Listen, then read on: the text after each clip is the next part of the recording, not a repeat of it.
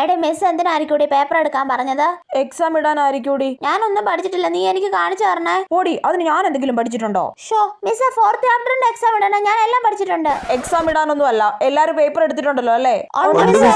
ഇനി എല്ലാവരും എന്നെ കുറിച്ച് ഫീഡ്ബാക്ക് എഴുതിക്കേ. ഞാൻ പഠിപ്പിക്കുന്ന രീതിയെ കുറിച്ച്, പഠിപ്പിക്കുമ്പോൾ ഉള്ള പോരായ്മകളെ കുറിച്ച് എന്ത് വേണമെങ്കിലും നിങ്ങൾക്ക് എഴുതാം കേട്ടോ. ആരും പേരൊന്നും വെക്കണ്ട കേട്ടല്ലോ.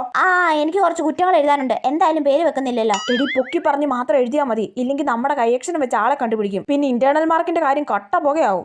അത് ശരിയാ മിസ്, ഞാൻ 2 പേപ്പറിൽ എഴുതിക്കോട്ടെ? കുറച്ച് എഴുതിയാൽ മതി പിങ്കി. മിസ് വളരെ നല്ലൊരു പാവം മിസ്സാണ്. മിസ് പഠിപ്പിക്കുന്നതൊക്കെ ഞങ്ങൾക്ക് നല്ലോണം മനസ്സിലാവുന്നുണ്ട്. ഈ കോളേജിൽ എനിക്ക് മിസ്സിനെയാണ് കൂടുതൽ ഇഷ്ടം. മിസ് ഞങ്ങളെ വഴക്ക് പറയുന്നത് അതൊരു അമ്മയുടെ വാത്സല്യം പോലെയാണ് എനിക്ക് തോന്നുന്നത്.